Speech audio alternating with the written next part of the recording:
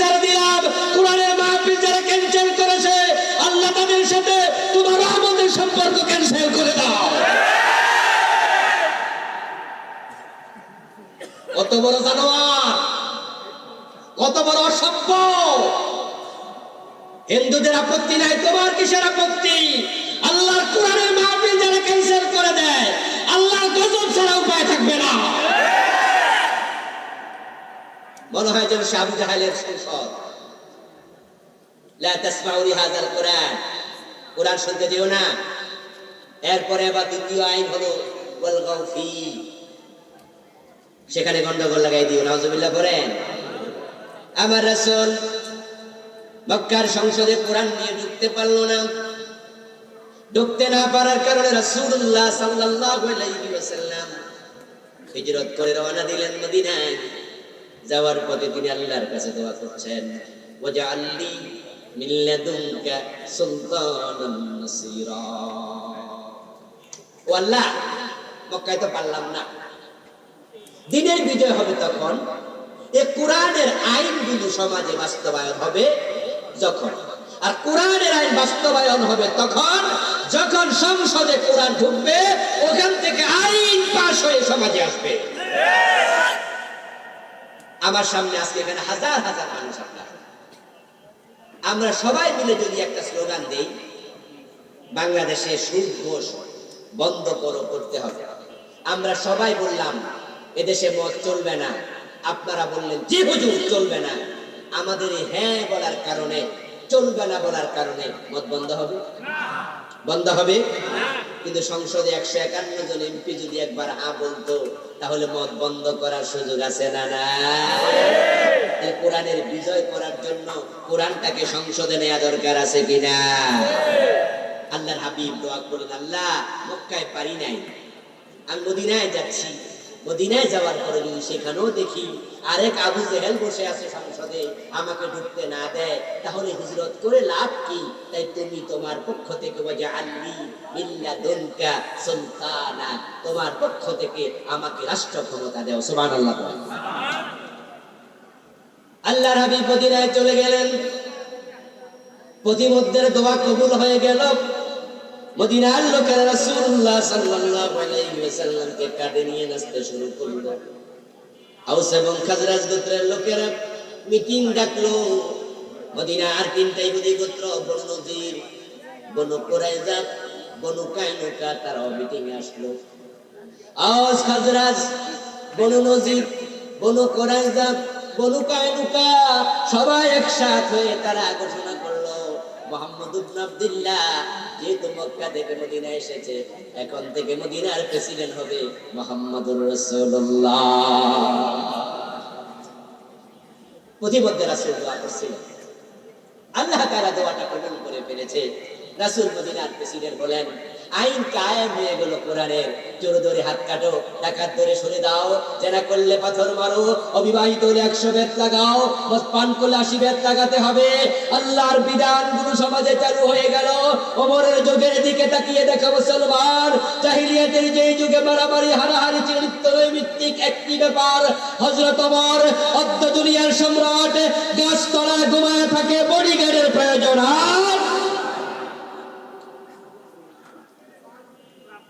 শান্তি প্রতিষ্ঠিত হয়ে গেল।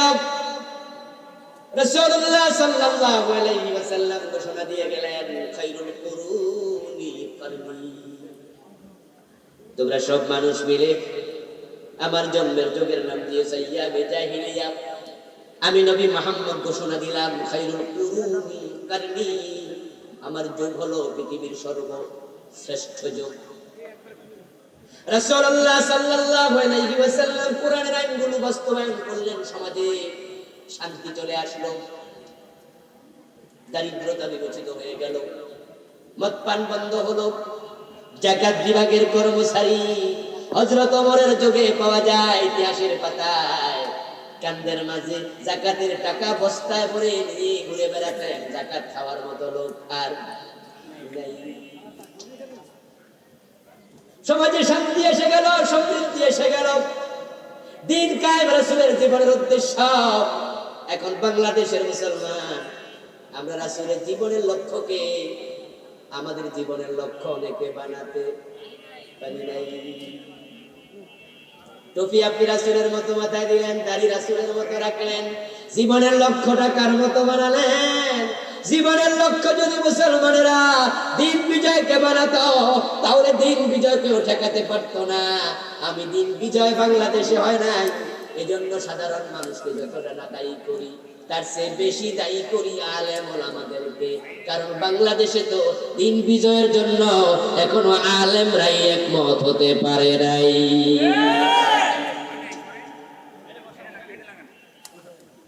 ও প্রিয় ভাই, ফুটবল খেলার জন্য 11 জন প্লেয়ার মাঠে নামে। 11 জন খেলোয়াড়কে একটা বল দেয়া হয়। এখন এই বল পাওয়ার পরে 11 জন 11 দিকে মারে না একদিকে, কিন্তু 11 জন প্লেয়ার কি 11 জায়গায় খেলে না এক জায়গায়। কেউ খেলে মাঝখানে মিডল পয়েন্টে, কেউ খেলে কর্নারে, কেউ খেলে ব্যাকে, ঠিক না? কেউ খেলে গোলবারে। 11 জন কি দলের যিনি কোচ, দলের যিনি ম্যানেজার, উনি দেখায় দেয় তুমি মাঝখানে খেলিও, তুমি ওই কোনায় খেলিও, তুমি মিডলের এই পাশে খেলিও, তুমি কর্নারে খেলিও, তুমি গোলবারে খেলিও।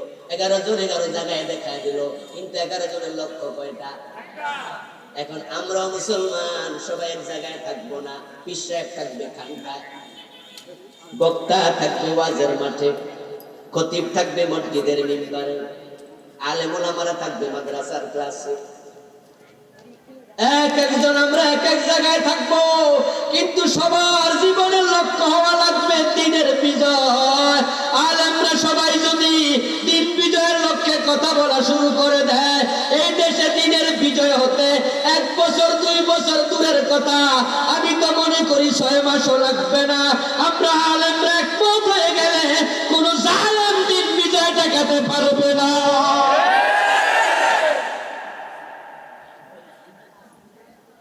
এখন আমরা আলেমরা একমত হতে পারলাম না।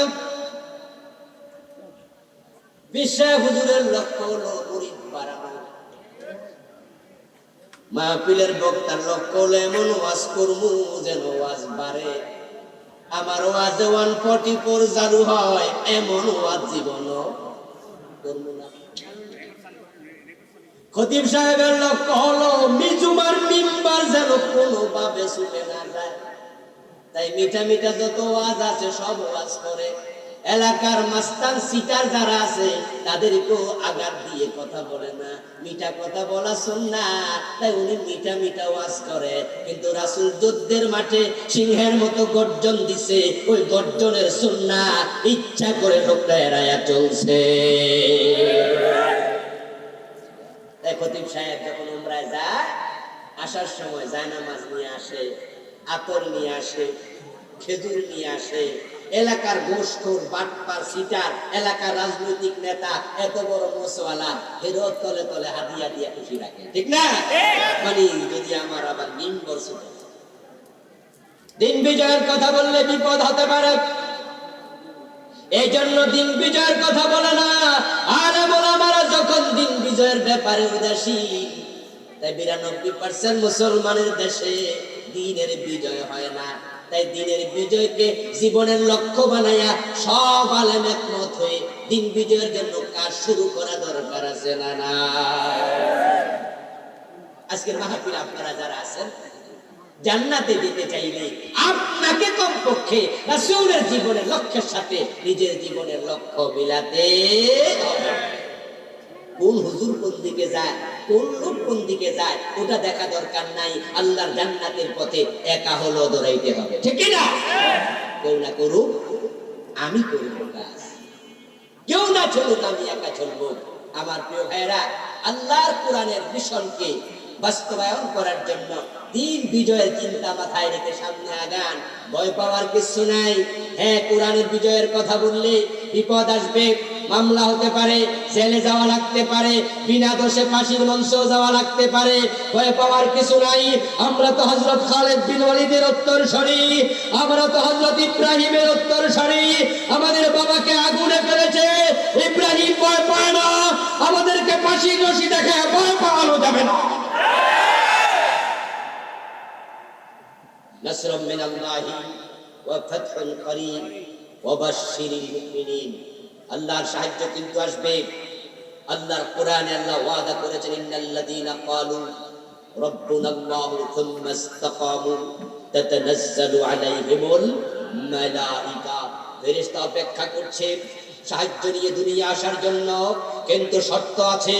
আল্লাহর সাহায্য পাওয়ার শর্ত হলো মানুষের চেষ্টা যেখানে শেষ হয় আল্লাহর সাহায্য সেখান থেকে। ইব্রাহিম আলাইহিস সালাম যদি আগুন পর্যন্ত না পৌঁছতেন তাহলে আগুন ওনার জন্য ফুল বাগান হতো না। হযরত মূসা আলাইহিস সালাম যদি দৌড়াতে দৌড়াতে সাগরের তীর পর্যন্ত না যেতেন সাগরে 12টা রাস্তা হতো না। ইউসুফ আলাইহিস সালাম দৌড়াতে দৌড়াতে দরজা পর্যন্ত না পৌঁছলে জুলাইখার ঘরের দরজাটা নিজে নিজে খুলে যেত না। নবী মুহাম্মদুর রাসূলুল্লাহ সাল্লাল্লাহু আলাইহি ওয়াসাল্লাম বদরের মাঠে না গেলে আকাশ থেকে 5000 ফেরেশতা আসতো না। এতে প্রমাণ হয় আগে চেষ্টা করো তারপরে সাহায্য এসে যাবে।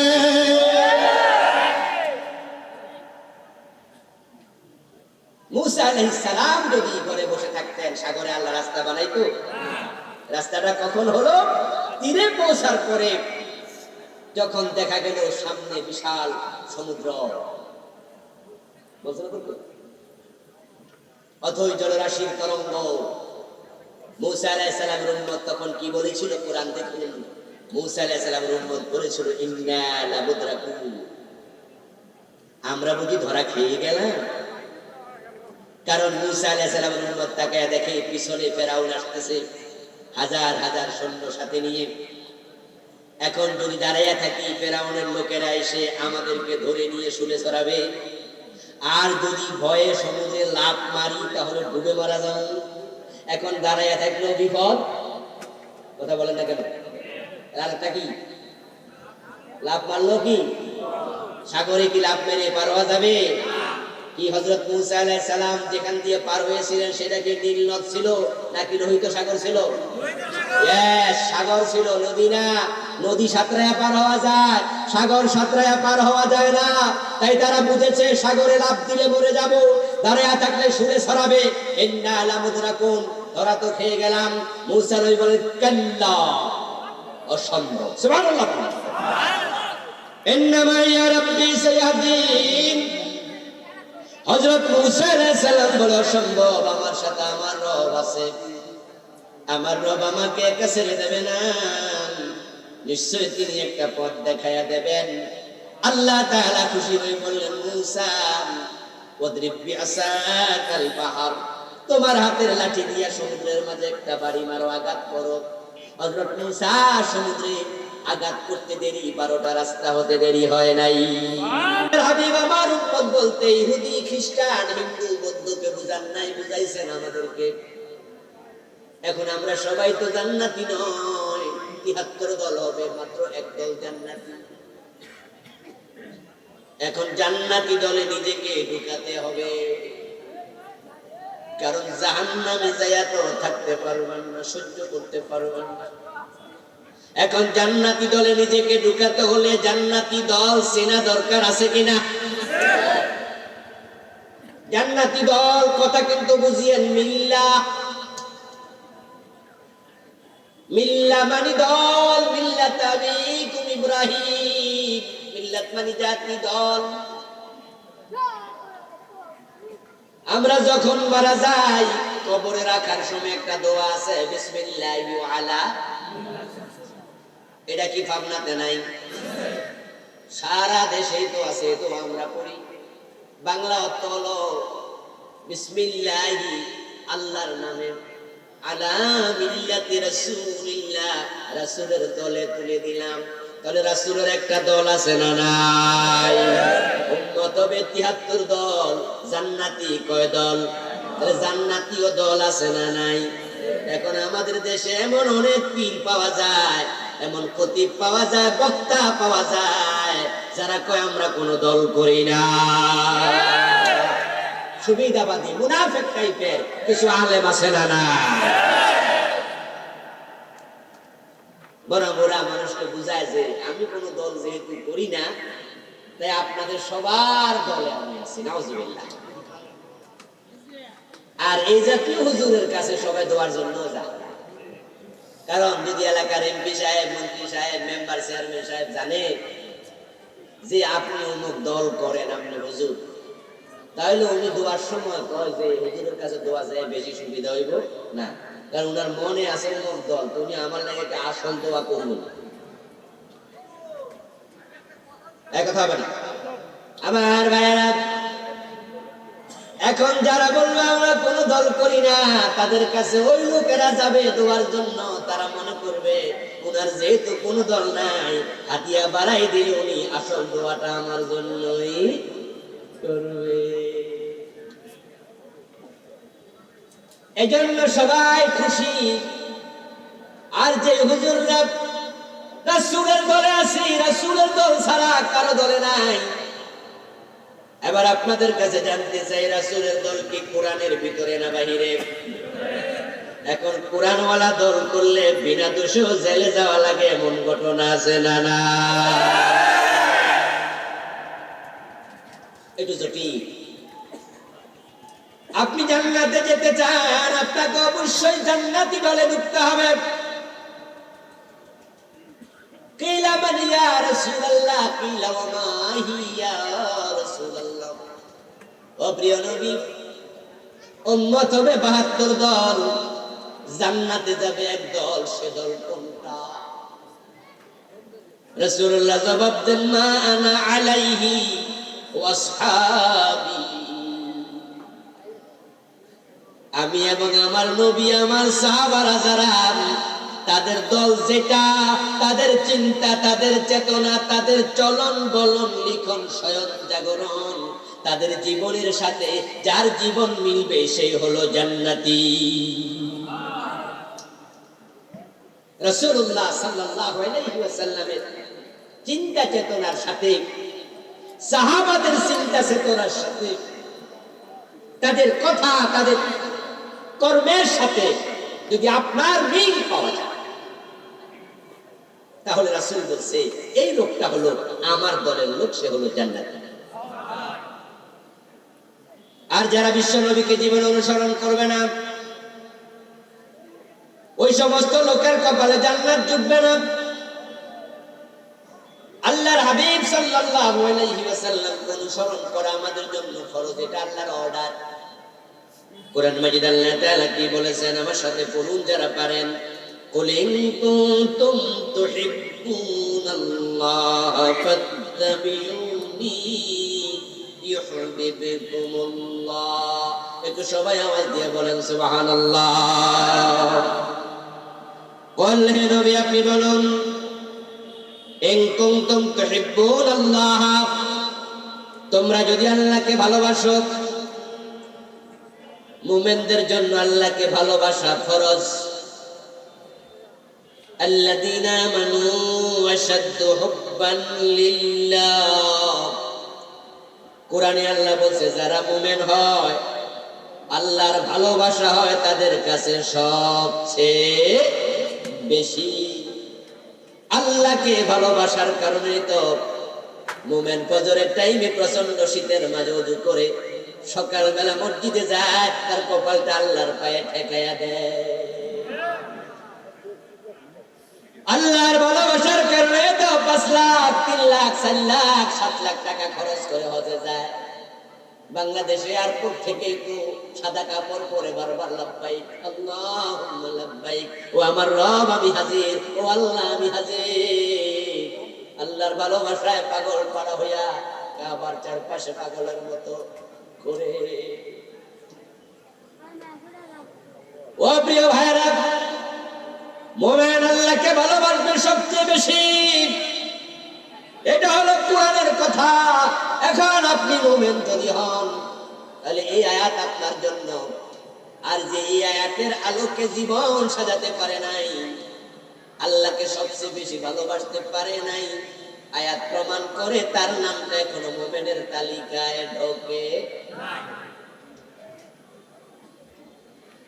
এখন কুল ইন কুনতুম তুহিব্বুনাল্লাহ ফাত্তাবিউনি, হে নবী আপনি বলে দিন তোমরা আল্লাহকে ভালোবাসো, যদি ভালোবাসো আমি নবীকে অনুসরণ করো, এটা আল্লাহর অর্ডার। ওটুকু ওয়াজ শোনার পর অনেকে কিন্তু মনে মনে খুশি, কারণ আপনি ভাবতেছেন তাহলে তো আমি এখানে আছি, আমি তো রাসূলকে অনুসরণ করি, তার প্রমাণ আমার মুখের দাড়ি। আমি রাসূলকে অনুসরণ করি, তার প্রমাণ আমার মাথার টুপি। রাসূলকে আমি অনুসরণ করি, তার প্রমাণ আমার পাগড়ি, তার প্রমাণ আমার মিসওয়াক, তার প্রমাণ আমার মাগরিবের নামাজ, তার প্রমাণ আমার আজকে আশার নামাজ। রাসূলকে আমি অনুসরণ করি, তার প্রমাণ তো আজকের মাহফিলে আসা। রাসূলকে যদি নাই অনুসরণ করতাম মাহফিলে আমি আসতাম না। এখন মনে মনে অনেকে আমরা খুশি। এবার বলুন তো, রাসূলকে অনুসরণ আমাদের মতো এরকম যদি হয়, তাহলে যে পীর পায়ে সিজদা নেয় ওই পীরের মুখেও দাঁড়িয়ে আছে না নাই? ওই পীর কি হকপন্থী না ভণ্ড? যে লোকটা পীরের পায়ে সিজদা দেয় তার মাথায় টুপি আছে না নাই? যে পীরের পায়ে সিজদা দিল সে মুমিন না মুশরিক? যারা কাদিয়ানি তাদেরও মাগরিব যোহর আসরের নামাজ আছে না নাই? যারা শিয়া তাদের মাথায় পাগড়ি আছে না নাই? তাহলে সুন্নাহ বলতে আপনি যদি মনে করেন এই দাড়ি টুপি পাজামা পাঞ্জাবি পাগড়ি নামাজ রোজা শেষ, তাহলে আপনি ভুল করলেন।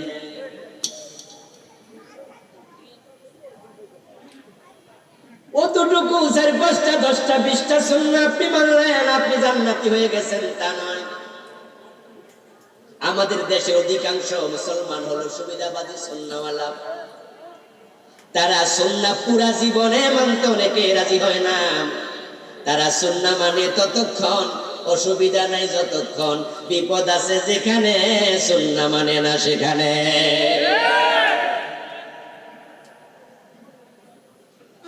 পাবনার ভাইয়েরা একটু আওয়াজ দিয়ে বলুন তো, মসজিদে ঢোকেন কোন পা দিয়া? সবাই বলুন কোন পা দিয়া? বের হন কোন পা দিয়া? কারণ রাসূল ডান পা দিয়া ঢুকেছেন, রাসূলুল্লাহ বাম পা দিয়া বের হয়েছেন। আমরা সবাই সুন্নাহওয়ালা, এজন্য কোনো দল বিদল নাই, সবাই এক দল। আল্লাহর হাবিবের সুন্নাহ ফলো করে নামাজ শুরু আল্লাহু আকবার বলে, নামাজ শেষ হবে সালাম ফিরায়া। মাগরিবের নামাজে ইমাম যদি 2 রাকাত পড়ে সালাম ফিরায়া ফেলে ফরজ, আমরা সালাম ফিরাবো না, লোকমা দেব। রাসূল মাগরিব পড়ছে কয় রাকাত? তাহলে রাসূলকে আমরা কতটা মানি দেখেন। সালাম ফিরাইছি ইমাম, আমরা লোকমা দিলাম। ওই ইমাম যদি আমার বাবা হইতো আমি লোকমা দিতাম না। ইমাম যদি পীর সাহেব হইতো ছাড় দিতাম। রাসূলকে আমরা ফলো করি, বাবারও ছাড়ি না, পীর সাহেবরও ছাড়ি না। মাগরিবে 2 রাকাত পরে সালাম ফিরাইছে, লোকমা দিয়া দিছি। এই যে আমরা সুন্নাহ ফলো করি। এবার একটু আগান সামনে, যারা আমরা সুন্নাহ ফলো করি, মসজিদে ডান পা দিয়া ঢুকলাম, বাম পা দিয়া বের হলাম। হুজুর ভুল করলে লোকমা দিলাম। জসকোট মসজিদের জজ সাহেব লোকমা দেব, ম্যাজিস্ট্রেট সাহেব হুজুরকে লোকমা দেয়। হুজুর জোহরের নামাজ 2 রাকাত পরে বসে না, তাহিয়াতু পড়ার জন্য ভুলে দাঁড়াইতে শুরু করেছে। জজ সাহেব লোকমা দিছে, ম্যাজিস্ট্রেট সাহেব লোকমা দিছে। রাসূলুল্লাহ সুন্নাহ ফলো করো নাই তাই লোকমা দিলাম। জোহরের 2 রাকাত করে বসা ওয়াজিব, আর সুর ধরে হাত কাটা ফরজ। এখন ম্যাজিস্ট্রেট সাহেব ওয়াজিবে লোকমা দেয়, ডান পা দিয়া মসজিদে ঢুকে সুন্নাহ মানে আদালতের চেয়ারে বসে কোরআনের আইনে একটা মামলা ওরা দেয় না।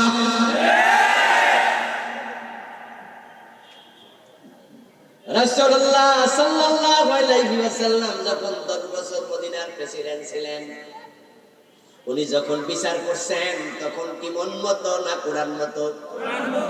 দেশ যখন চালাইছেন মন মতো না কোরআন মতো? এখন বাংলাদেশ 52 বছর চলতেছে, কোরআন মতো ঠিক না?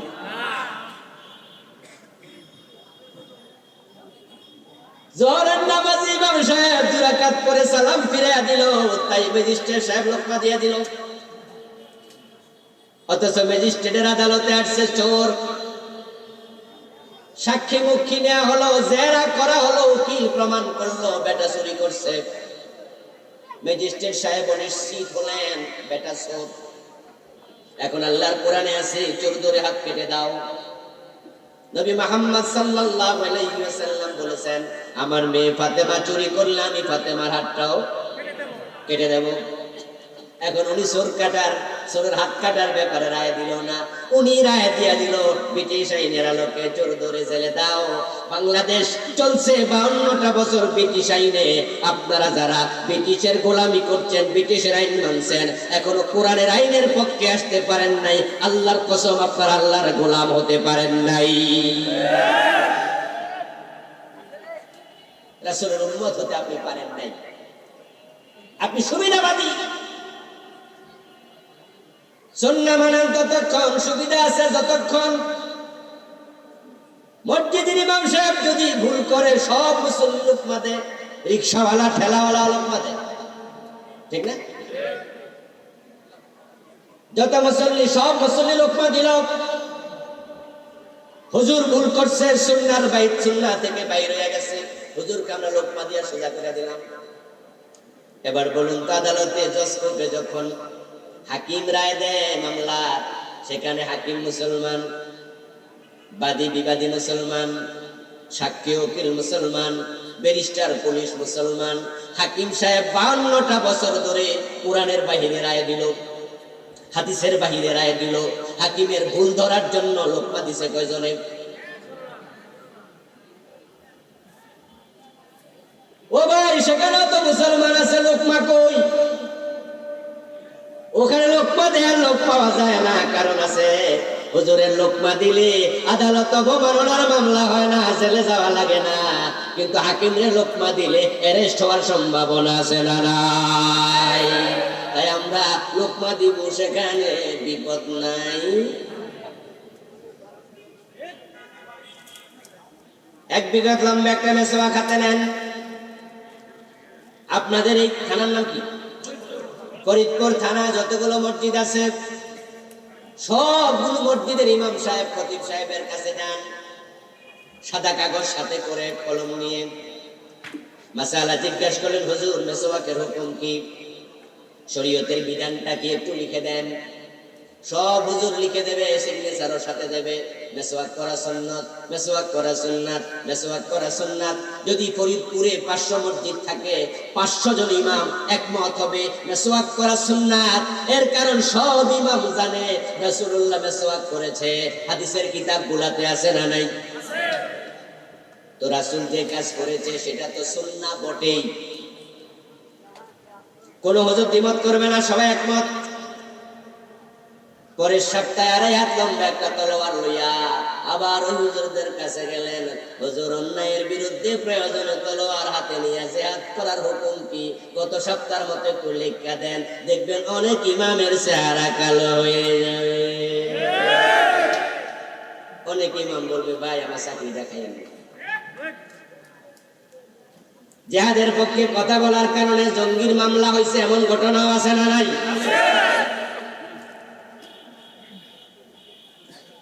আর যারা মডেল মসজিদের ইমামতি পাইছে, এরা কবো আমার নতুন চাকরি। যদি জিহাদের পক্ষে আমি ফতোয়া দেই, চাকরিটা বেশি দিন টিকার সম্ভাবনা নাই। রাসূলুল্লাহ যে হাতে মেসওয়াক করেছে, ওই হাতে 27টি যুদ্ধে সেনাপতি হয়ে তলোয়ারও ধরেছে। জিহাদ করা সুন্নাহ নাকি ফরজ? মেসওয়াক করা কি ফরজ?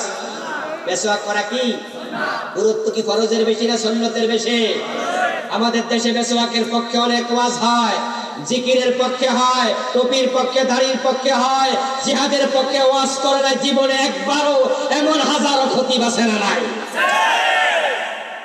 এমন হাজারো বক্তা আছে, হাজারো পীর সাহেব আছে, লাখ লাখ মুরিদ আছে, জিহাদের ওয়াজ জীবনে একদিনও করে নাই।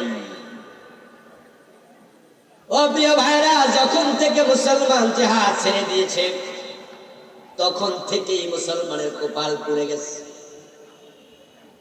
মুসলমান ছিল সিংহের জাতি।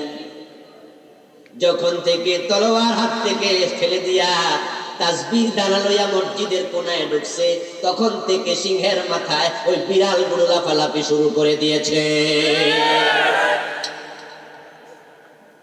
আল্লামা ইকবাল বলেন, সার কি সর পর बिल्ली खेल रही कैसा है मुसलमान को बदनसीब, शहादत की तमन्ना भूल गई और तस्बीह की दानों में जन्नत ढूंढ रही। আল্লামা ইকবাল রাহিমাহুল্লাহ বলেন, তোমরা তো সিংহের জাতি ছিলে, তোমরা জান্নাত খুঁজতে তলোয়ারের ছায়ার নিচে,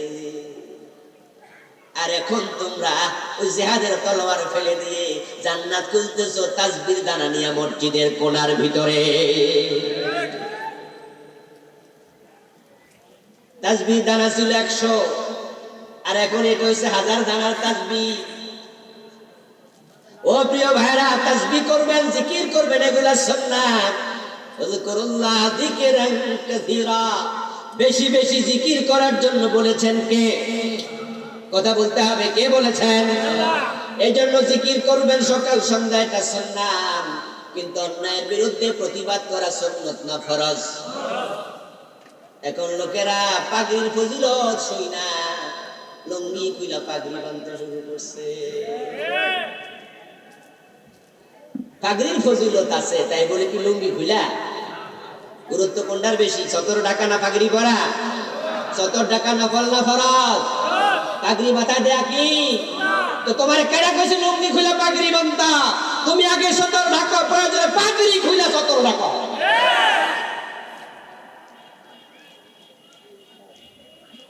পৃথিবীতে মুসলমান আছে প্রায় 200 কোটি, আর ইসরায়েল ইহুদি আছে মাত্র 80 লাখ। 80 লাখ মানে কি 1 কোটি হইতে এখনো কয় লাখ বাকি? 20 লাখ। আর আমরা আছি 200 কোটি। মুসলমানের দেশ আছে পৃথিবীতে 65টা। ওআইসির সদস্য আছে 57। ওআইসির সদস্য এখনো হতে পারেনি, আরো কয়টা আছে? আরো 8টা, মোট হলো 65। এবার বলুন তো, ইহুদিদের রাষ্ট্র কয়টা আছে? তাম পৃথিবীতে ইহুদিদের বৈধ একটা রাষ্ট্র নাই। ইসরায়েল যেটা, এটা অবৈধ রাষ্ট্র। ইসরায়েল মুসলমানের কলিজার ভিতরে রাখা হয়েছে। ভারত আমাদের কলিজার ভিতরে দেখো, ওটা আমাদের দেহ, দেহ আমার, কলিজা আমার। ইসরায়েল আমাদের জায়গা, এটা মুসলমানের জায়গা। জোর করে ওদের বসতি রাখা হয়েছে। ওদের বৈধ কোন রাষ্ট্র পৃথিবীতে একটাও। এই জন্য আপনারা জানবেন, আমাদের বাংলাদেশের বয়স কত বছর চলছে? 52 বছর। বাংলাদেশ এখনো ইসরায়েলকে স্বীকৃতি দেয় নাই। ইসরায়েল নামক পৃথিবীতে কোন রাষ্ট্র আছে? বাংলাদেশ এখনো স্বীকৃতি দেয় নাই। সৌদি আরব দেয় নাই, পাকিস্তান দেয় নাই, কাতার দেয় নাই। অনেক মুসলিম রাষ্ট্র ইসরায়েলের সাথে বিমান যোগাযোগ করে না।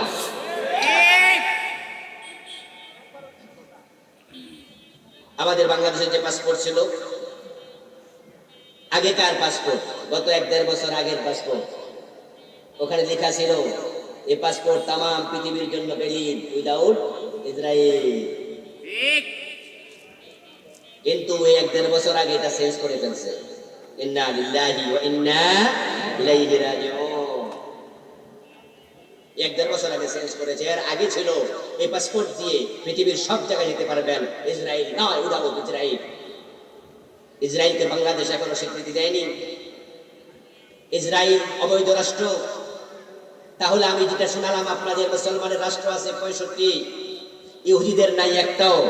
মুসলমান আছে তাম পৃথিবীতে প্রায় 200 কোটি, ইহুদি মাত্র আছে ইসরায়েলে 80 লাখ। কিন্তু সেই 80 লাখ ইহুদি আমরা জিহাদের তলোয়ার হাত থেকে ফেলে দেওয়ার কারণে ওই সমস্ত বিড়ালের বাচ্চাগুলো মুসলমান সিংহের জাতি, তাদের মাথায় উঠে এখন লাফালাফি করছে।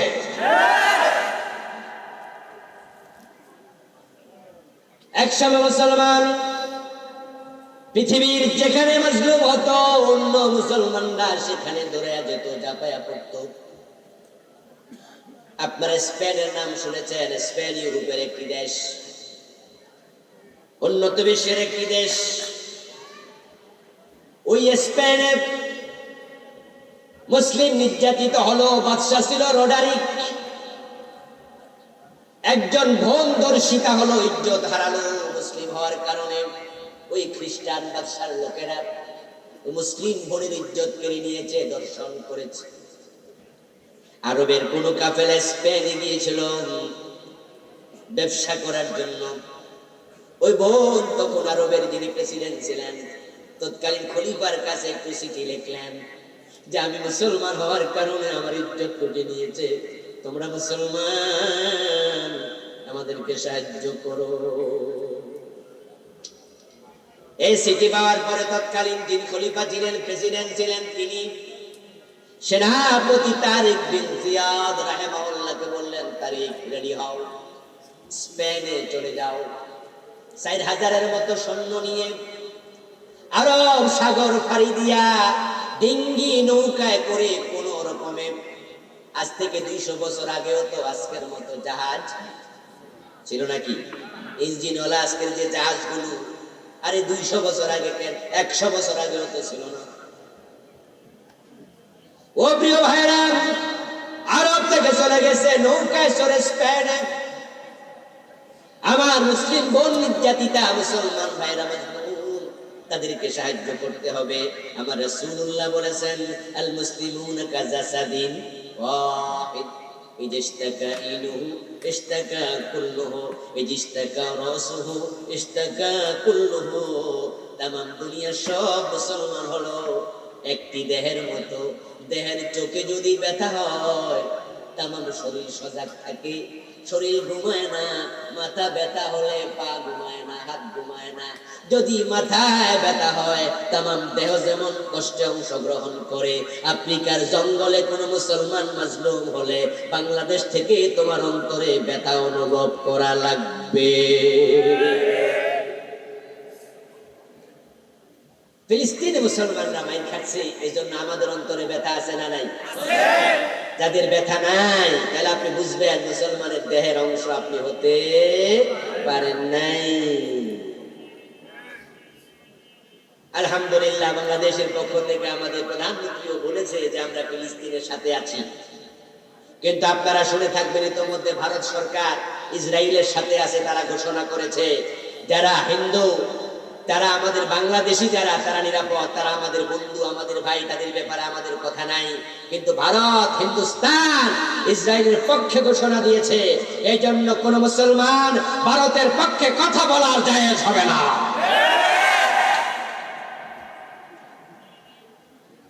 আমার বন্ধু তারিক বিন জিয়াদ চলে গেলেন স্পেনে।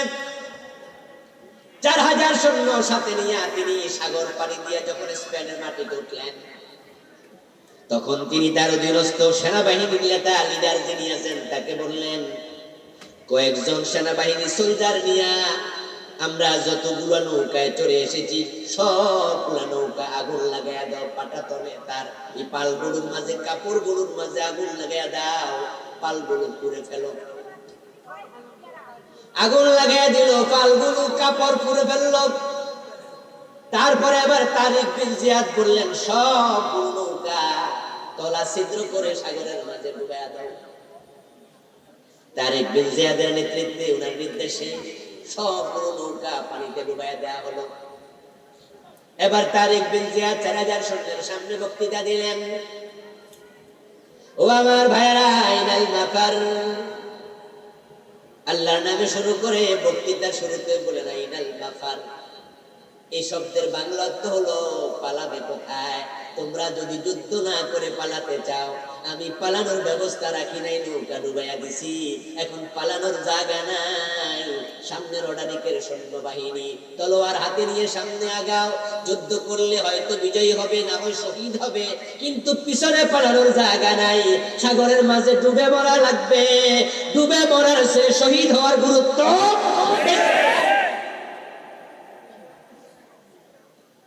তারিক বিন জিয়াদ রাহিমাহুল্লাহ তখন সৈন্যদেরকে সাথে নিয়ে নারে তাকবীর স্লোগান দিয়ে যখন স্পেনের দিকে মার্চ করলেন, রওনা দিলেন, গোয়েন্দার মাধ্যমে রাডারিক খবর পেল।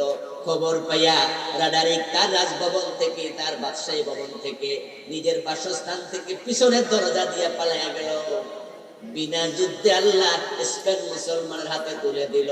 700 বছরের মতো স্পেনে মুসলমানের কালেমার পতাকা উড়েছে। রানী ইসাবেলার নাম শুনেছেন? সে স্পেনের ঘটনাই। এখনো তো পহেলা এপ্রিল আসলে ওরা এটাকে কি বলে, এটা হলো বোকা দিবস। এটাকে বলে মুসলমানের কি এপ্রিল ফুল। ফুল মানে কি? বোকা। 700 বছর যখন চলে গেল, মুসলমানরা চারিত্রিক দিক থেকে আবার অধঃপতনে চলে গেল।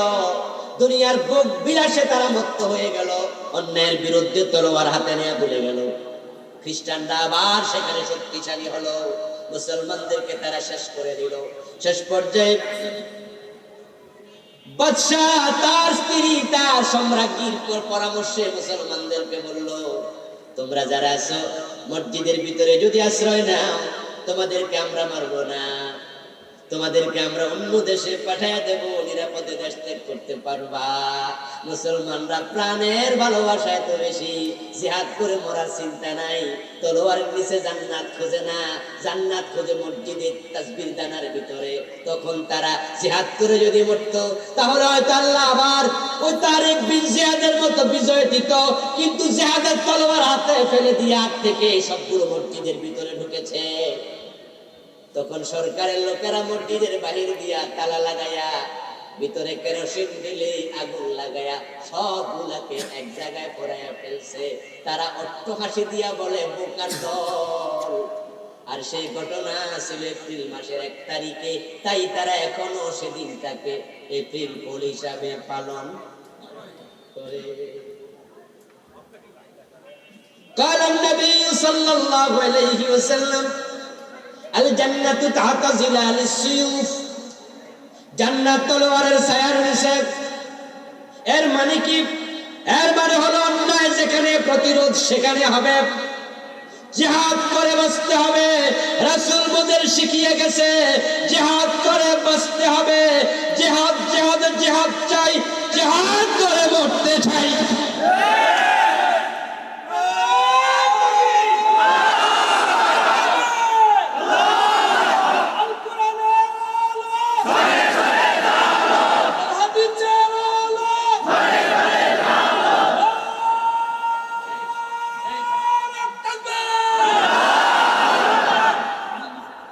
আমার প্রিয় ভাই, আরে চা দেন, পানি চাইলে যান, একটু চিনি ছাড়া চা দিয়ে। রাসূলুল্লাহ সাল্লাল্লাহু আলাইহি ওয়াসাল্লাম বলেছেন, জান্নাত হলো তলোয়ারের ছায়ার নিচে।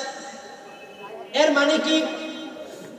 এর মানে হলো তুমি যদি তলোয়ার হাতে নিয়ে অন্যের বিরুদ্ধে জিহাদ করতে যাও, জিহাদের মাঠে শহীদ হওয়ার সুযোগ আছে, সম্ভাবনা আছে। শহীদ হতে দেরি, আল্লাহর জান্নাতে যেতে দেরি হয় না। ডাইরেক্ট জান্নাত পাওয়া যায় শাহাদাতের মাধ্যমে। তবে হ্যাঁ, আমরা জিহাদ বলতে বাংলা ভাইয়ের মতো মানুষ মেরে গাছে ঝুলানোকে